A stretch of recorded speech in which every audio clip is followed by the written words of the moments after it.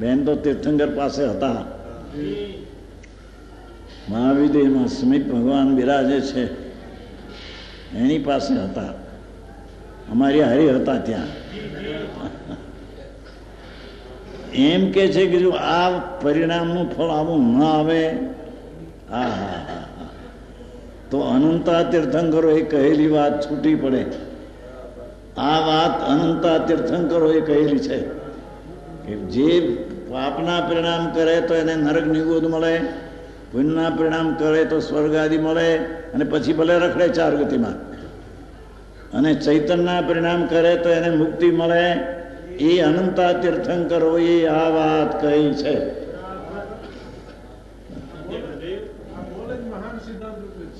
પ્રભુ હા હા હા, અરે રે દરકાર ક્યાં કરી છે. એમાં એવું કંઈ પૈસો મળી જાય, 5-50 લાખ કરોડ 2 કરોડ મળી જાય એટલે જઈ હોય તો હું પોળો અને શેરી હાંકડી થઈ જાય, ગૂંચાઈ જાય, એમાં ગૂંચાઈ જાય. હા, દાખલો નહોતો કોઈ ફેરી. ગોવામાં એક શાંતિલાલ હતા, ખુશાલ શાંતિલાલ, 240 કરોડ રૂપિયા. એની પાસે 240 કરોડ, 2.5 અબજ, 2 અબજ ને 40 કરોડ. એથી પછી વધી ગયા હતા. છોકરા આવ્યો હતા અમારી પાસે, આવે છે, પણ એ છેવટે દુઃખ એવું આવ્યું અંદર, અરે મને દુઃખે છે, મને અંદરથી ડાક્ટરને બોલાવો. 61 વર્ષની ઉંમર, આ બીજો 2 અબજ ને 40 કરોડ ને 8 લાખના મકાન 3 છે, ગોવામાં છે. એ મરી ગયા, છોકરાઓ છે. એ મને દુઃખે છે, ડાક્ટર બોલો. ડાક્ટર જ્યાં આવે છે ત્યાં ભાઈ સાહેબ દે છૂટીને જાઓ રખડવા 84ના અવતારમાં. તારો પૈસો અને તારું બાયડી છોકરા કોઈ હાથે હારે ન આવ્યા. અહીં કહે છે કે એના પરિણામનું ફળ જગતમાં ન આવે તો જગતને સંત થવું પડે. જગત પણ રહી શકે નહીં. પુણ્ય પાપના ફળ અને ધર્મનું ફળ ન મળે તો આ દુનિયા જગત રહી શકે નહીં. 4 ગતિ અને સિદ્ધ પદ રહી શકે નહીં. જર્ત નહીં. હા હા હા, જેને વાવ્યું તેનું બીજ ઉગ્યા વિના રહે નહીં, અને ઉગે નહીં તો એ બીજ વાવ્યું નથી, અને ઉગે તો તે એનું બીજ વાવ્યું ને એનું ફળ આવ્યું તો એ જગત ટકી રહ્યું, એનું ફળ આવીને. એમ જગતના પરિણામ જેવા કર્યા એવા એના ફળ આવ્યા તો જગત ટકી રહ્યું છે એમને. હા હા હા, આ અનંતા તીર્થંકરોએ કહેલી વાત છે. આ એક બોલમાં આટલો વધજો.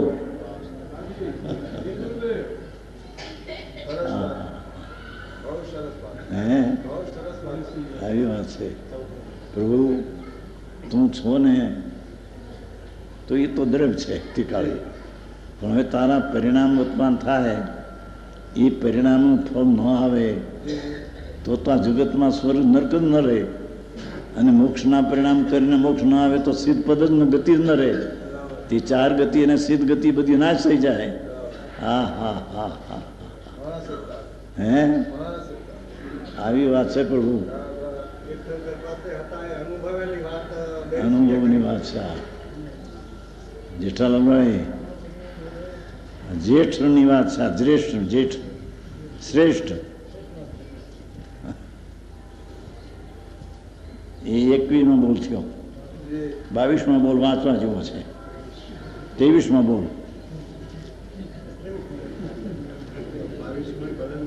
22માં મારું નામ એમાં આવે, અમારું કામ નહીં.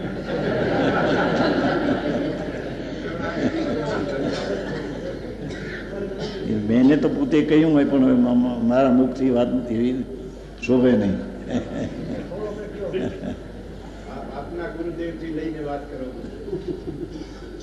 બેને તો પોતે પોતાના ભાવમાં આવ્યું છે તે કહ્યું, એ વાત એમને રહી. મારાથી મારી વાત ન કહેવાય.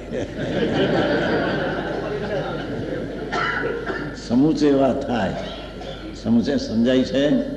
નહીંથી તો ક્યાંથી અમે આવ્યા ને અહીંથી ક્યાંથી જવાના છે બધું અંદરથી નક્કી થઈ ગયેલું છે, અંદરથી નક્કી થઈ ગયેલું છે.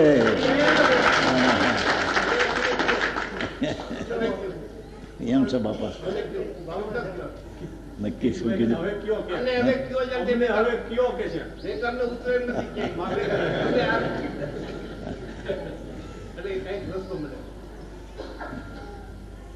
મહાવીરમાંથી આવ્યા છે બે ભાઈ, પ્રભુ બિરાજે છે. સર્વજ્ઞદેવ સિમંદર પ્રભુ સમૂહમાં મહાવીરીમાં બિરાજે છે. ત્યાં હતા રાજકુમાર તરીકે. પિતાજી હાથીને ઘોડા અબજોની પેદાશ હતી, મહિનાની અબજોની પેદાશને ઘરે હાથી ઘોડા હતા. એનો હું રાજકુમાર હતો. કુમકુંદાચાર સંવત 49માં ભગવાન પાસે ગયા હતા અહીંથી.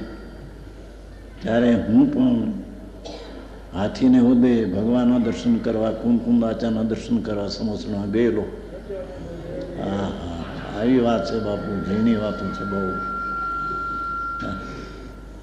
અને ભગવાનના મુખમાંથી નીકળેલી વાતો છે, એવી વાતો છે કે આ જીવ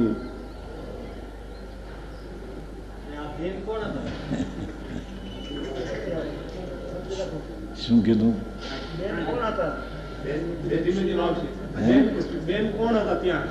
બેન ત્યાં નગર શેઠના દીકરા હતા. 4 જણા અમે ત્યાં હતા. એક એ હતા, એક શાંતાબેન છે, એ પણ શેઠના દીકરા હતા.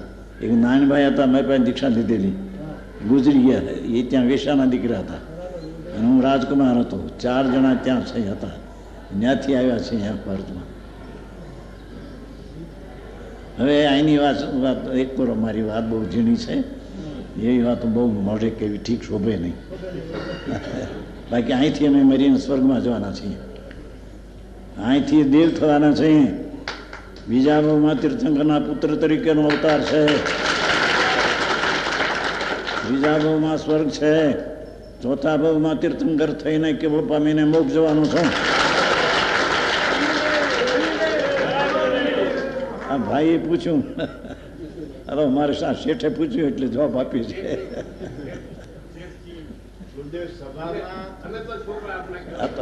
તમે મારે તો બધા શેઠ જ કહેવાય ને, બધા મોટા.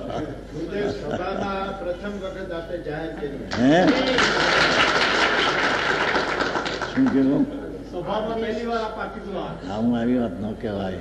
આ તો બેને આમાં લખ્યું છે, એથી અહીં જરી કહ્યું બાપુ, એથી ઝીણી વાતો તો બહુ આગી છે. અમને તો અંદર પ્રત્યક્ષ થઈ ગયેલી છે, પણ હવે જીવન છે જ થોડું, ત્યાં સુધી આ વાત આવશે. પછી તો સ્વર્ગમાં જવાનું છે, દેવલોકમાં, વૈમાનિક દેવ છે. દેવ 4 છે, ભુવનપતિ, વંતર, જ્યોતિષ ને વૈમાનિક. 4 પ્રકારના દેવ છે. એ વૈમાનિકમાં અવતાર છે મારો.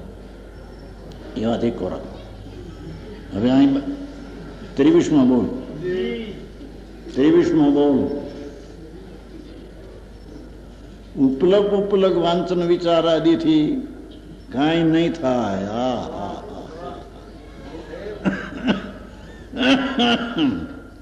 ઉપરથી કોઈ વાંચી લીધો ને વિચાર કર્યો થોડો, એમાં કઈ વળે એવું નથી બાપુ, અંદર ઊંડું ઉતરવું પડશે.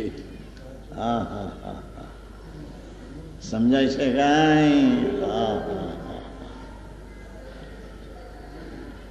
હા, ઉપલક વાંચન સાંભળવું, વિચાર આદિથી, આદિ શબ્દ છે ને, સાંભળેલું હોય ઉપરથી, એથી કાંઈ વળે એવું નથી. હા હા, એને આત્મામાં ઉતારવું પડશે પ્રભુ. અંદરમાં ઉતારવાની પહેલી શ્રદ્ધા ને ભાવના તો કરવી પડશે. એને શ્રદ્ધાના જ્ઞાનમાં તો લેવું પડશે કે આ આત્મામાં ઉતરીશ તારે મારું કલ્યાણ થશે. એવું તો એને જ્ઞાનમાં પહેલો નિર્ણય કરવો જોશે. ભલી કરી શકે નહીં, પણ એના જ્ઞાનમાં આવું નિર્ણય તો પહેલો આવવો જોઈએ કે મારે આ દ્રવ્ય આત્મા છે તેમાં જે છૂટક્યો છે એ સિવાય મારું કલ્યાણ છે નહીં. હા હા હા, ઝીણી વાતો છે બાપા. और આંતરડીમાંથી ભાવના ઉઠે, અંદરમાંથી ભાવના ઉઠે કે ઉપરથી વાંચન ને શ્રવણ ને મનન એ નહીં. અંદરમાંથી ભાવના ઉઠે,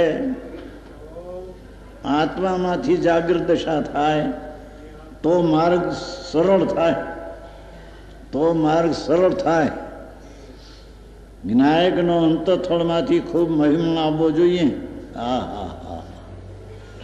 પ્રભુજી જ્ઞાયક છે, જે જાણનાર ચૈતન્ય જ્યોત છે, જળહળ જ્યોતિ બળે છે અંદર પ્રભુ. ચૈતન્યના પૂર, જ્ઞાનના પૂર ભર્યા છે. જેમ પાણીનો પ્રવાહ આમ થાય છે એમ આ ચૈતન્યનું નૂર ધ્રુવ ધ્રુવ ધ્રુવ ધ્રુવ આમ જાય છે. એમાં જે પાણી ચૈતન્યના પૂરનું ધ્રુવપણું, એની અંતરમાંથી ભાવના ઉઠે તો માર્ગ સરળ થાય. પેલું સાંભળવું તો જોઈએ ને પ્રભુને, શું સાંભળવું મળે નહીં મળી જાય ક્યાં. વિનાયકનો અંતઃથળમાંથી ખૂબ મહિમા આવવો જોઈએ. શાસ્ત્ર પણ ધાર્યા હોય, વાંચ્યા હોય, પણ એ તો ઉપર ટપકીની વાત છે. અંતરમાં વિનાયક ભાવ, અંતઃથળમાં જ્ઞાન જ્યોતિ ચૈતન ધ્રુવ બિરાજે છે પ્રભુ. એના અંતરથળમાંથી ખૂબ મહિમા આવવો જોઈએ. ત્યારે એને અંતરમાં પ્રવેશ થઈને સમ્યક દર્શન થાય, ત્યારે એને ધર્મની પહેલી દશા થાય. પહેલી દશા. થોડા શબ્દમાં ઊંડું ઘણું બન્યું છે. શું કીધું એ કે અંતઃથળમાંથી ખૂબ મહિમા આવે, બહારથી નહીં. પુન પાપના ભાવના ફળ નહીં, મહિમા મહિમા ધૂળની. અંતઃસ્થળ જે ક્ષેત્ર છે આત્મા, જે ક્ષેત્રમાં આનંદનો પાક છે. જગતમાં પણ શું કહેવાય, એક ચોખા સિવાય ઓલું કમોદ નહીં, ઓલું ભૂલી જાય તમારા નામે, કળથી. કળથીના ખેતર જમીન સાધારણ હોય છે અને ચોખાના ખેતર એ ઊંચા હોય છે. સારા ખેતરમાં ચોખા પાકે, કળથી સારા ખેતરમાં ન પાકે. સાધારણ પથ્થરની જમીનમાંથી કળથા પાકે. કળથી અમારે ત્યાં ગામ જોડે છે, બધું ગામ અહીંયા કળથી પાકે છે, ચોખા પાકે છે, બધું જોડે છે ત્યાં. એમ આત્મ જમીન અંતઃથળ અતિન્દ્રિય આનંદનો પાક થાય એવું આ ખેતર છે.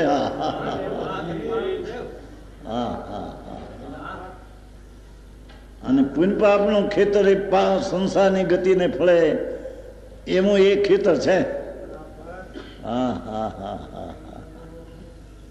પુણ્ય ને પાપના ભાવ એ ખેતર છે, એ ચાર ગતિમાં રખડવાનું છે. આ અંતર ખેતર જે છે, એ આનંદનું પાક એમાં થાય એવું એ ખેતર છે. અતિન્દ્રિય આનંદના અંકુરા ફૂટે એમાંથી. એવું આત્મ તળ અંદર તળિયું છે. વર્તમાન પર્યાયથી અંદરમાં જોતા તળ, એનું તળિયું એટલે ધ્રુવ જોતા તેની પર્યાયમાં આનંદના અંકુર ફૂટે એવું એ ક્ષેત્ર છે, એવું એ આત્મા તળિયું છે. આવી વાતો હોય.